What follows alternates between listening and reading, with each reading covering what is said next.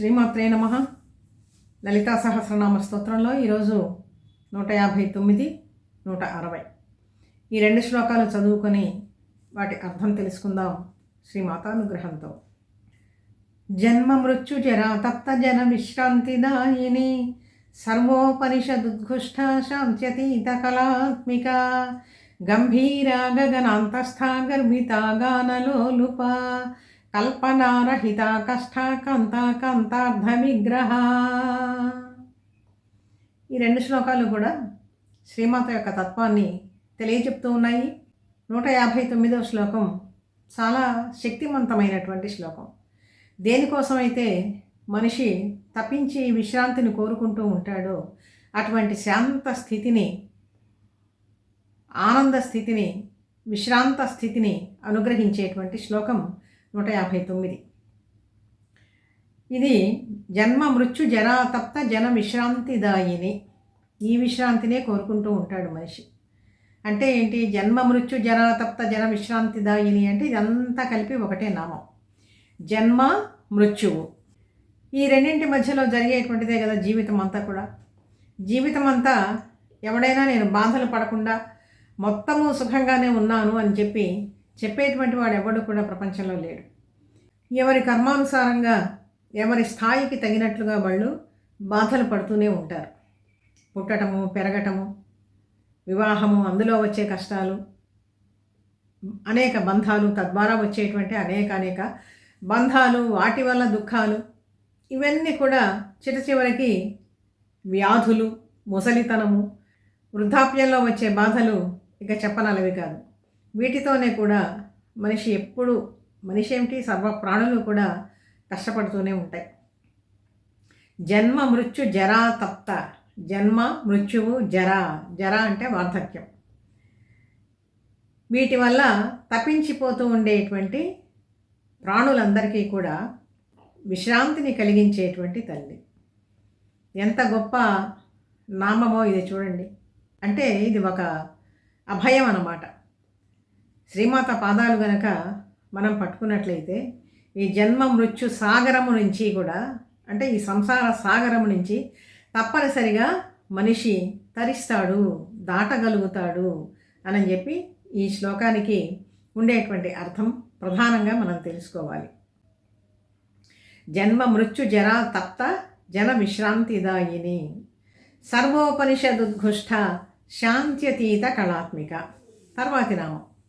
ఉపనిషత్తులన్నీ కూడా ఎలుగెత్తి, ఉద్ఘుష్ట అంటే చాలా గొప్పగా తల్లి యొక్క కీర్తిని పొగుడుతూ ఉన్నాయి. ఉపనిషత్తులు అంటే ఏంటి? పరబ్రహ్మతత్వాన్ని తెలిపేటువంటి ఒక జ్ఞాన కాండ. వేదాల యొక్క సారమే ఉపనిషత్తులు. ఈ ఉపనిషత్తులు కూడా వేదాలన్నింటికీ కలిపి చాలా ఉపనిషత్తులు ఉన్నాయి. వాటిలో 108 ఉపనిషత్తులు చాలా గొప్పవిగా చెప్తూ ఉంటారు. వాటిలో కూడా 10 ఉపనిషత్తులు చాలా ప్రసిద్ధంగా ఉంటాయి అని చెప్పి శంకర భగవత్పాదుల వారు మనకి పేర్కొంటూ ఉన్నారు. ఆ 10 ఉపనిషత్తుల పేర్లైనా కనీసం మనం తెలుసుకుందాము. ఈశావాస్యోపనిషత్తు, కేనోపనిషత్తు, కఠోపనిషత్తు, ప్రశ్నోపనిషత్తు, ముండకోపనిషత్తు, మాండూక్యోపనిషత్తు, తైత్తిరీయోపనిషత్తు, ఐతరేయోపనిషత్తు, ఛాందోగ్యోపనిషత్తు, బృహదారణ్యకోపనిషత్తు. ఈ విధంగా 10 ఉపనిషత్తులు చాలా ప్రధానంగా, అంటే గురు శిష్య సంవాదంగానే ఉంటాయి ఇవన్నీ కూడా. ఉపనిషత్తులన్నీ. ఉపనిషత్తులు ఏంటి? అసలు మన వాంగ్మయం అంతా కూడా ప్రశ్నించే ఆ ప్రశ్నల ద్వారానే వచ్చింది సమాధానం. ఉదాహరణకి భగవద్గీత చూడండి. అర్జునుడు ఎన్ని ప్రశ్నలు వేస్తాడో కృష్ణ పరమాత్మని, అన్నిటికీ కూడా ఓపికగానే సమాధానం చెప్తాడు. రామాయణం కూడా అంతే. వాల్మీకి మహర్షి ప్రశ్నించాడు. వ్యాస విరచితమైనటువంటి భాగవతం కూడా అంతే. మన హిందూ ధర్మంలో ఉండేటువంటి వాంగ్మయ పరంపర అంతా కూడా ప్రశ్నలతోనే మొదలవుతుంది. తెలుసుకోవాలి అనేటువంటి జిజ్ఞాస మనలో ఉండాలి. జ్ఞాతుం ఇచ్ఛా జిజ్ఞాస. ఆ జిజ్ఞాసను తీర్చేటువంటిదే మన గ్రంథాల సారం అంతా కూడా. కాబట్టి ప్రశ్నించు, నేర్చుకో, హూ, వాట్, వేర్, వెన్ అనేటువంటి ప్రశ్నలు మనకి ఒకళ్ళు చెప్పక్కర్లా. మన ప్రాచీన వాంగ్మయం అంతా కూడా వాటితోనే ముడిపడి ఉన్నదన్నమాట. అసలైనటువంటి సమాధానం కూడా మన వాంగ్మయంలోనే దొరుకుతుంది. ఆత్మస్వరూపాన్ని కనుక్కోవటం అనేటువంటిది అంత తేలిక కాదు. అందుకనే ఇంత పెద్ద వాంగ్మయం మనకి విస్తరించుకుంటూ వచ్చింది. ఇన్ని ఉపనిషత్తుల సారాంశము కూడా శ్రీమాతయే, లలితాదేవియే అని చెప్పి మనం అర్థం చేసుకోవాలి. ఎందుకని ఉపనిషత్తులన్నీ కూడా ఏ పరమాత్మని, ఏ పరబ్రహ్మతత్వాన్ని అయితే ఉద్ఘోషిస్తూ ఉన్నాయో, ఎలుగెత్తి చాటుతూ ఉన్నాయో అటువంటి తత్వం శ్రీమాతది అని చెప్పి మనం ఇక్కడ అర్థం చేసుకోవాలి. సర్వోపనిషద్ ఉద్ఘుష్ట శాంత్యతీత కళాత్మిక.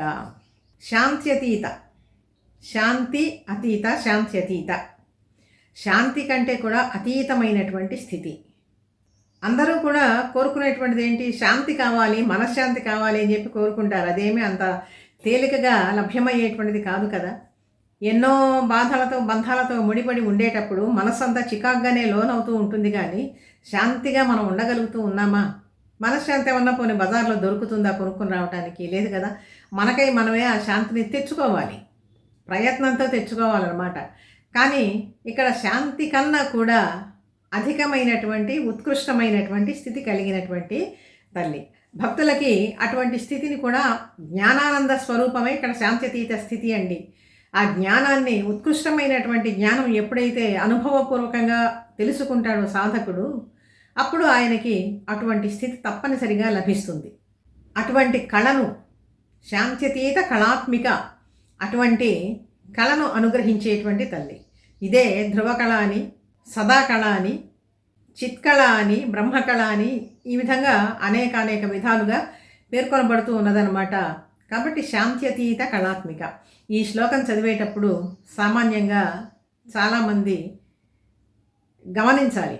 ఎందుకంటే జన్మ మృత్యు జరా తప్త జన విశ్రాంతిదాయిని, ఇదంతా కలిపి ఒకటే పాదం, ఒకటే నామంగా మనం అర్థం చేసుకోవాలి. అంతేగాని జన్మ మృత్యు జరా తప్త అని ఆపేసి జన విశ్రాంతిదాయిని అని గనక చదివినట్లయితే చాలా మహాపచారం చేసినట్లు లలితా సహస్రనామం చదివేటప్పుడు.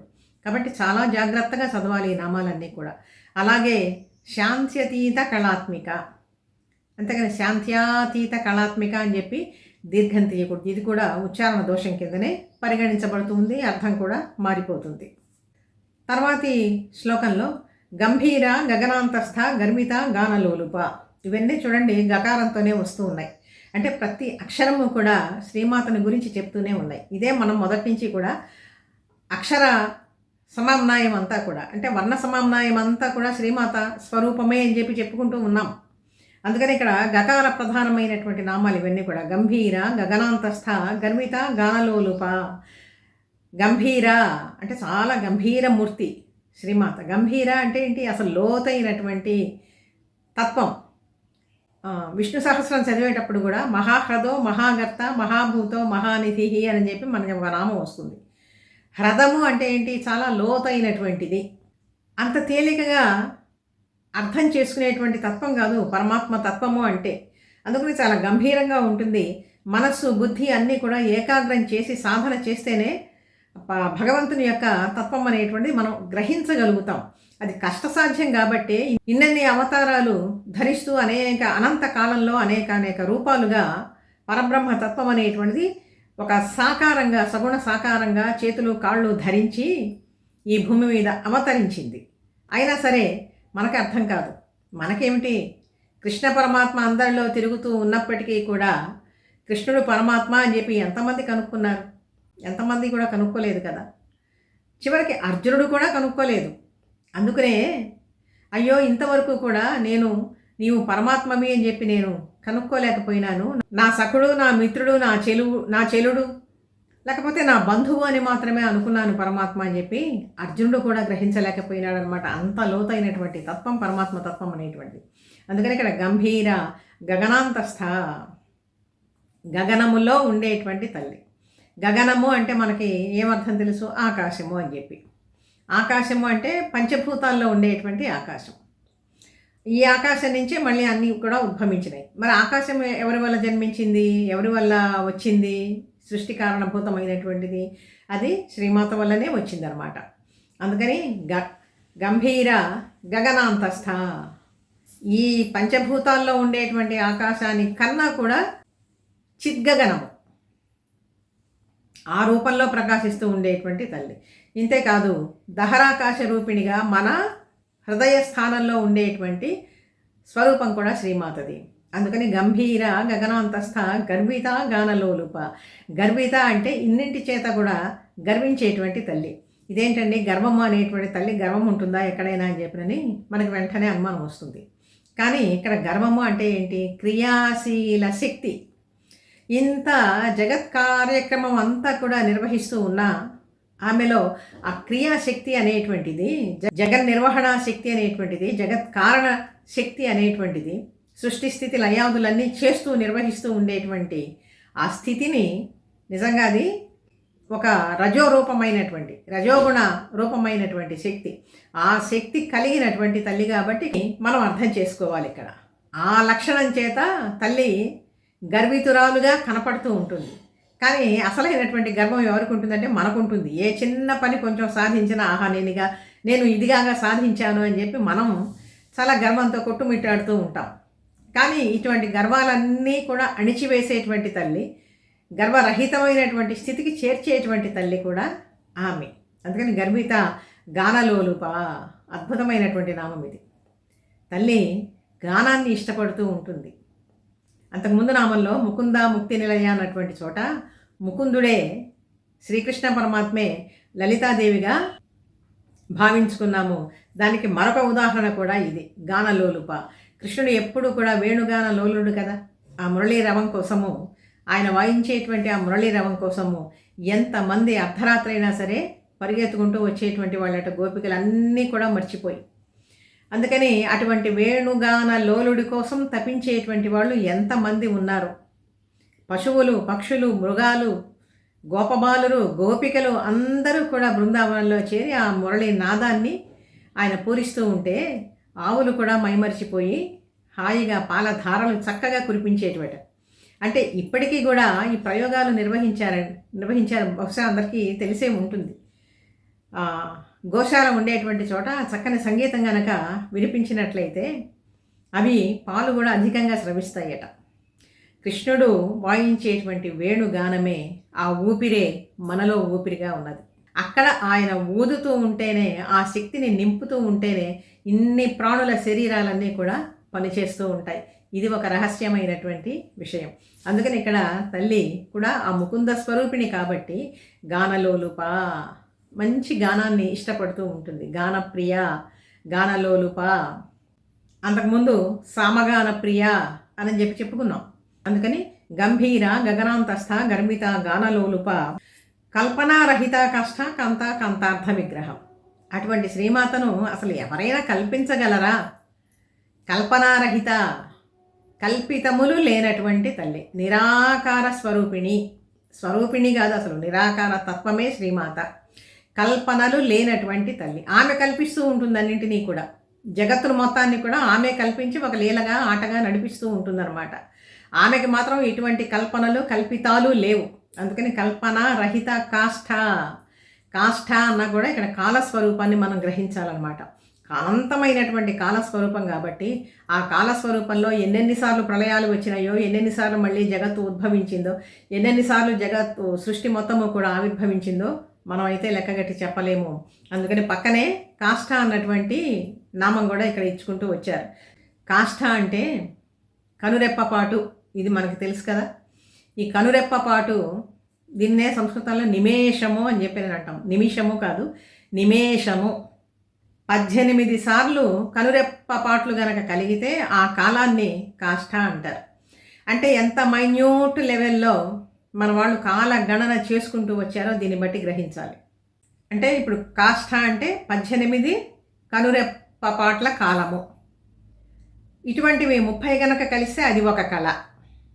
కల్పనారహిత కష్ట కాంతార్థ విగ్రహ. ఇక్కడ కాంతార్థ విగ్రహ అంటే అర్థం ఏంటంటే అర్ధనారీశ్వర తత్వము. కాంతుడు పరమేశ్వరునికి అర్ధ భాగంలో ఉన్నటువంటి తల్లి. శివశక్తుల ఏకత్వ సిద్ధి ఇక్కడ చెప్తూ ఉన్నారు. ఈ విధంగా ఈ 2 శ్లోకాల్లో ఉండేటువంటి అర్థం తెలుసుకున్నాము యథాశక్తి. ఒకసారి మళ్ళీ ఈ 2 శ్లోకాలు మనం పఠనం చేసుకుందాం. జన్మ మృత్యు జరా తప్త జన విశ్రాంతిదాయిని సర్వోపనిషదుద్ఘుష్ట శాంత్యతీత కళాత్మిక గంభీర గగనాంతస్థ గర్భిత గానలోలుప కల్పనారహిత కష్ట కాంత కాంతార్థ విగ్రహ. తర్వాత భాగంలో మరొక 2 శ్లోకాలకి అర్థం తెలుసుకుందాం. శ్రీమాత అనుగ్రహం.